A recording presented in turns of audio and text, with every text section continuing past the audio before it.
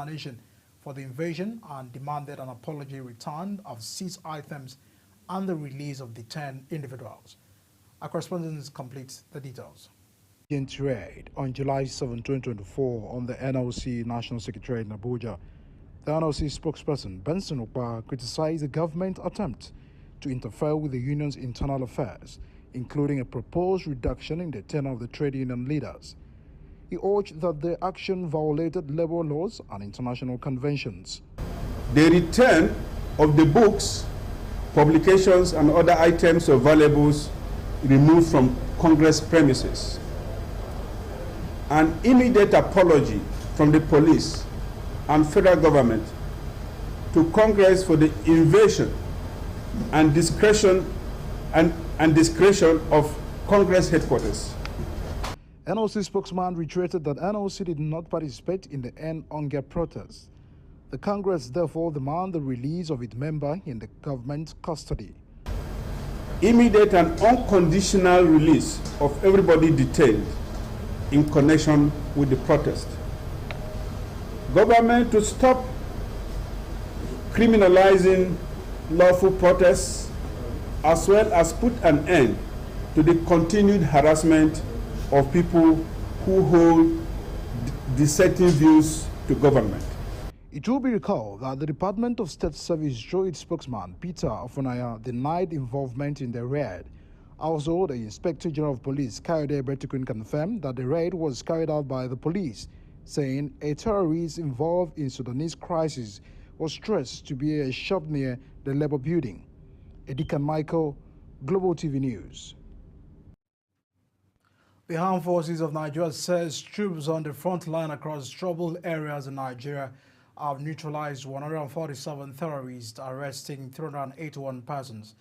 Director of Defense Media Operations Major General Edward Buba made these known while keeping journalists abreast with the operational activities of the troops in their theater of operations. Kikoli Mokere has the details.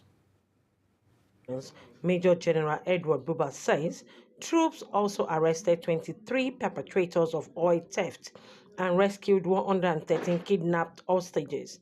He further stated that in the last 2 weeks, the armed forces has rejigged war against crude oil theft operations in the Niger Delta region, which has begun to yield noticeable increase in the nation's crude oil production. Accordingly, troops will sustain the renewed vigor and momentum till the nation's crude oil production target is achieved and exceeded. General Buba further stated that the ongoing operation across other parts of the country remain focused on defeating and killing the enemy wherever they are. Troops neutralized 147 terrorists and arrested 381 of them. We also arrested 23 perpetrators of oil theft and rescued 113 kidnapped hostages during the period under review. The Military High Command, however, urged the citizens to collaborate with the armed forces to win the war against insurgency. Kike Lomo Okeri, Global Television News. The federal government has assured Nigerians of resilience and self-reliance in the production of defense equipment for national security development. The Minister of State for Defense, Dr. Bello Matawalle, started this while declaring close the Tulda African Defense Industries Conference in Abuja. Kikoli Mokere has the details. The two-day event to celebrate the 60th Defense Industry Corporation anniversary and the inaugural African Defense Industry Conference in Abuja was a platform to showcase Nigeria and Africa's indigenous production of defense technology and journey to attaining self-reliance. The Minister of State for Defense, Dr. Bello Matawalle, while declaring close the conference, says the event highlighted the country's roadmap and resilience in achieving self-reliance in defense technology and innovation. We have witnessed unparalleled showcase of innovation, collaboration, and expertise emanating from our indigenous defense industry and the foreign partners. This event has not only highlighted the progress we have made, but also set the pace for a future where our nation stands resilient and self-reliant in matters of defense. Chairman Senate Committee on Repatriation, Senator Ned Nwoko, says Nigeria has the capacity to produce defense technology. We have the manpower, and we also have the resourcefulness to be able to produce anything that we need and compete with other countries. It is expected that stakeholders present at the conference will work towards implementing recommendations reached during the two-day in promoting African indigenous defense technology. Kelomo Okeri, Global Television. More than 20 medical students, along with a house officer, have been kidnapped by gunmen in Benue State. The students were traveling to the Federation of Catholic Medical and Dental Students Annual Convention in Enugu when they were ambushed. The victims are reportedly from the University of Maiduguri and the University of Jos. The Benue State Police Command spokesperson SP Catherine Anene confirmed the abduction and stated that an investigation is underway. The governor of Cross River State has tasked the newly unveiled Local Government Service Commission to uphold their primary responsibility with unflinching dedication and prospects to move the state. While speaking during the inaugural ceremony of the 7-member commission held in Calabar, Governor Otu stressed on critical role of local government in the broader agenda of his administration.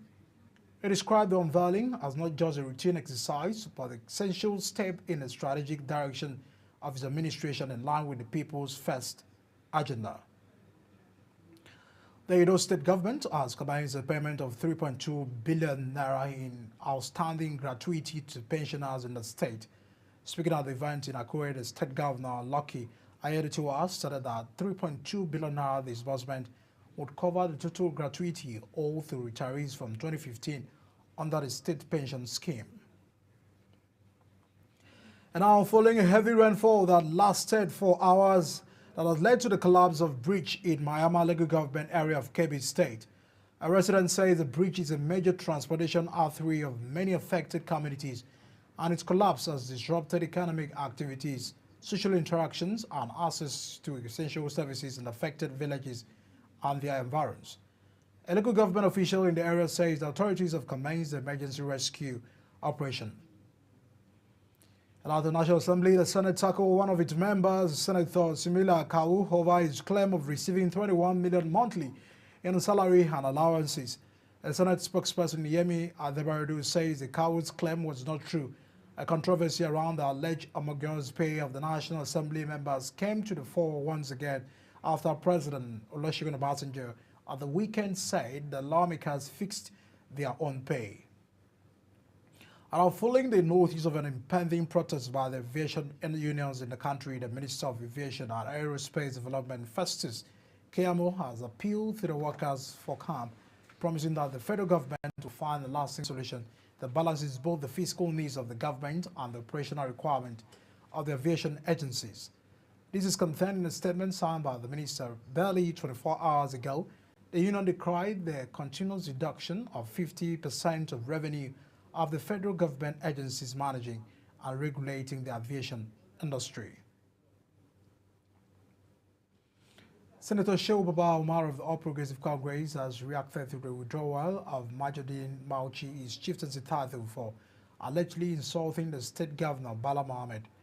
In a later address to the Emir of Bauchi, the Senate Committee Chairman of National Security and Intelligence expressed his shock over the decision, noting that he adheres to the policy of constructive criticism, refraining from the use of insulting or abusive language. Umar says his response to Bala, the disparaging comment about President Bala Tinubu, was aimed at defending the Nigerian leader against what he perceives as calculated attempts to tarnish the reputation and sow the public discord that could threaten national security. The Zamfara State Governor Daud Lawal has described the Federal College of Education Technical Gusau as a platform that nurtures and produces qualified teachers for public schools in the area. Lawal spoke when the FCFA Governing Council paid him a courtesy visit at the Government House.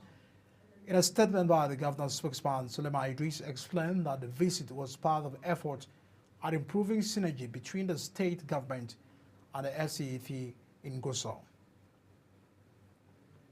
3 drugs kingpins and 16 other offenders have been convicted and sentenced to a total of 302 years in prison for trafficking and dealing in the illicit drugs.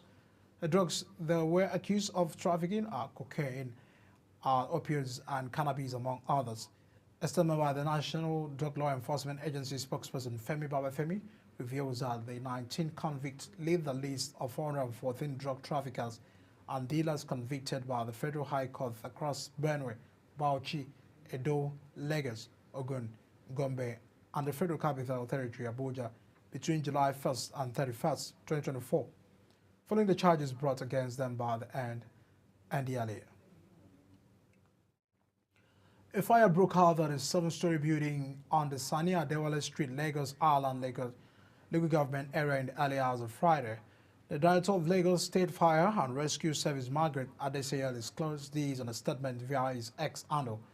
She says the Lagos State Fire and Rescue Service received the distress call at 5:17 hours and dispatched the firefighters from a boat to Sari and Lekki Phase 1 stations. Preliminary investigation indicates that an electrical surge might have caused the fire, which affected several shops within the building, but no casualties were recorded. The likelihood of falling ill or dying from disease that receives treatment has escalated in Africa, with children and other vulnerable groups being most at risk, according to a new report by the African Centers for Disease Control and Prevention.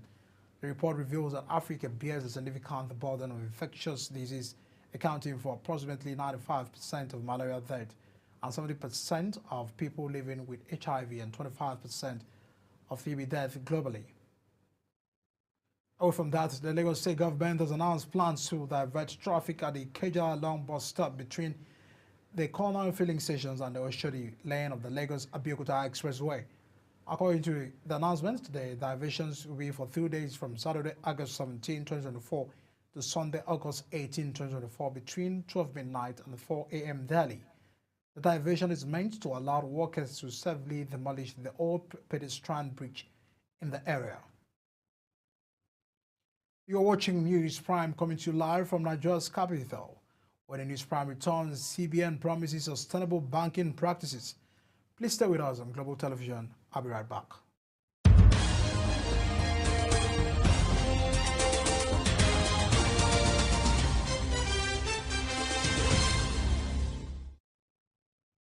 We appreciate for staying with us on News Prime. And now to business. The Central Bank of Nigeria has stated its commitment to promote sustainable banking practices through the adoption of international financial reporting standards as part of a broader strategy to attract foreign investment and achieve economic growth.